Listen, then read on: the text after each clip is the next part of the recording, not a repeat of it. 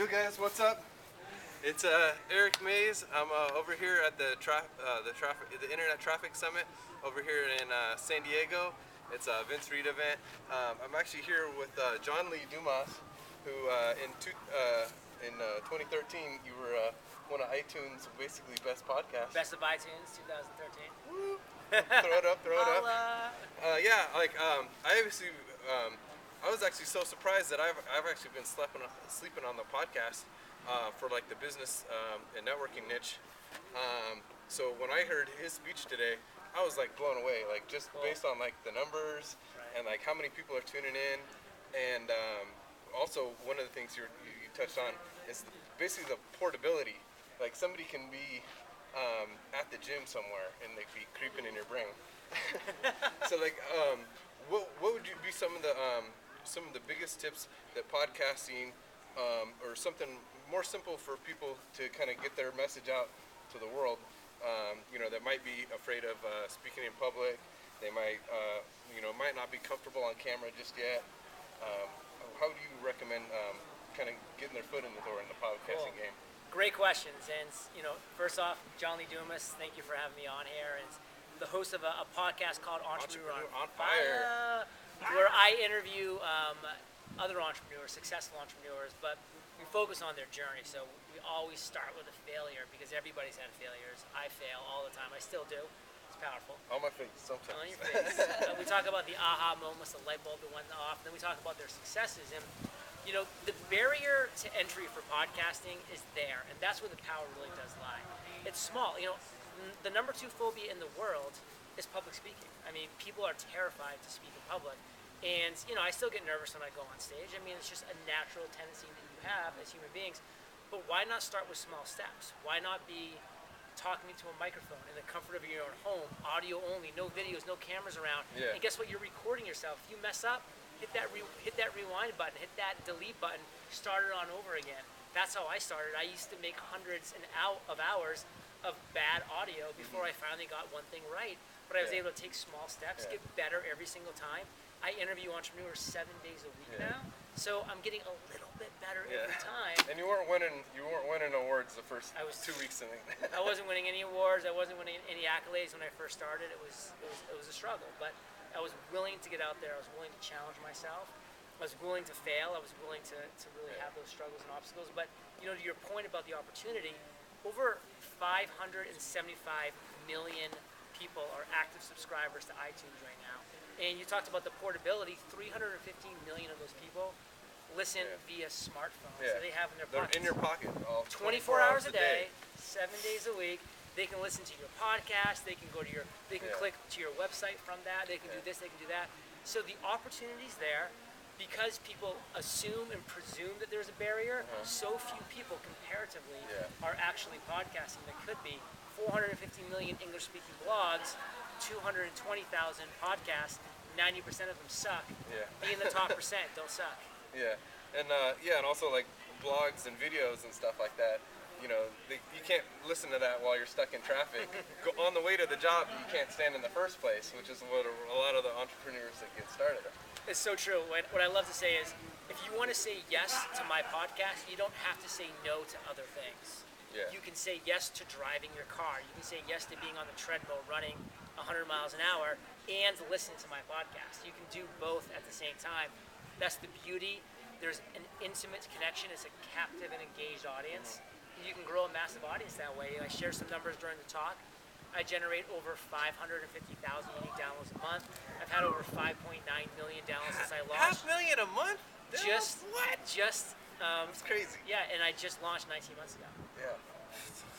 Jeez, crazy. Another thing I wanted to touch on the next topic is, you're obviously, you want to be promoting, you want to be talking about stuff that you would obviously do for free anyways. But how do you kind of take that step into monetizing it? You talked about 5 different ways. Can you kind of touch on a little bit of each one of those? Sure. So it starts with building an audience. Once you have that audience that looks at you as a credible figure, that looks at you as an authority figure, they're going to start to engage with you. They're going to share with you their struggles, their obstacles, their challenges, and that's going to be this open gateway for you to answer those struggles and those challenges with products and services that fit those pain points, that answer those pain points. And so there's so many different ways that you can monetize when you have an audience. I talked about my top 5. In ascending order was affiliates, one-on-one coaching, creating a mastermind, sponsorships for your podcast. I have LegalZoom, Squarespace, 99 Designs, great companies for entrepreneurs. These people want to be in front of my audience. It's their target. It's their target audience, so we generate $40,000 as a podcast per month, just sponsorships alone. And then we move into the top level, which is what I just touched upon, the products and the services. I listen to my audience, I create the products and services they ask for, and then they buy it. Yeah, and for people that are also interested in to really digging deep into what he's doing, you actually have coaching programs too that you offer to not just entrepreneurs building a business, but also people that are interested in building like an entertainment brand. So totally, yeah. So we have one community that's the #1 community for podcasters in the world. It's called Podcasters Paradise. We have over 850 members. It has over 140 video tutorials of how to create, grow, and monetize your podcast. A private Facebook group for community. We do monthly Q&A sessions on webinars, as well as bringing on today's top podcasters to talk about how they do it. So it's a great community. It's exciting. We have some incredible success stories that have come out of Podcasters Paradise, seeing what other people are doing, going from step 1 literally to an active podcast, not only generating a massive audience, but generating an income from that audience. Definitely. And so for somebody that wants to get rolling, how do you give them a couple of tips as far as getting their first couple of interviews?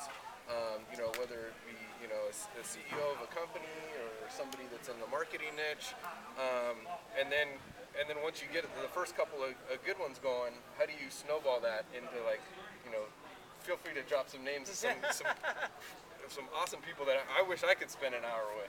And that's the thing, you're literally spending an hour with these people, 45 minutes of an intimate one-on-one conversation.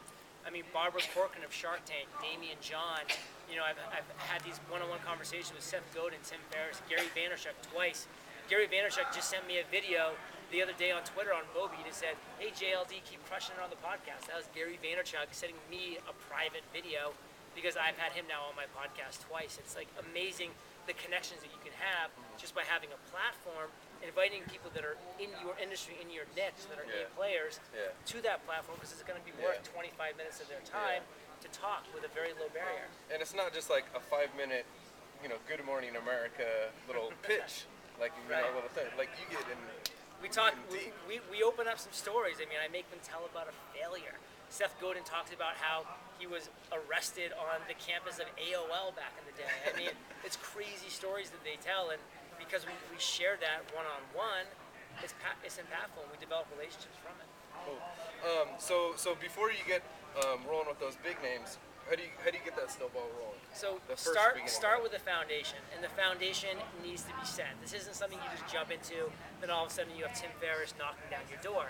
For me, it was going to a live conference, much like the one that we're at right now. It was called Blog World in New York City. I sat in the front row. I asked questions. Live events, key. Live events are key. I asked questions. I engaged, interacted with the presenters after the talks. Good job. And I got to develop some relationships with them. And so then when I said, hey, I had this idea about a podcast I'm going to launch. It's called Entrepreneur on Fire. This is what it's going to be about. I had people, like Pat Flynn, like Mari Smith, like Michael Stelzner, Michael Hyatt, saying, yeah, sure, like when it's ready, email me. I'd love to be on because I appreciate you being here, supporting me speaking, asking me questions. I'm seeing you one-on-one. I see that you're genuine, and I'll be on your show. And I was able to use that social proof. So then I went back to my little studio. I hadn't had them on my podcast yet, but I could start emailing people and saying, hey, Pat Flynn, Mari Smith, Michael Stelzner are in my lineup for my podcast. They are going to be on my show. Will you too? That social proof is all I needed to get those people. Yeah, these are the people you can be, rubbing shoulders in the virtual space with. In the virtual space with on the entrepreneuronfire.com channels page. There you go. Cool, man. Well, Eric Mays, we wanted to just, do a little off the cuff, just kind of random video. I didn't even have questions kind of planned out. I just kind of wanted to roll with it and run. You saw me my presentation today. I went off the cuff. That's how we roll. Run it. All right. See you guys.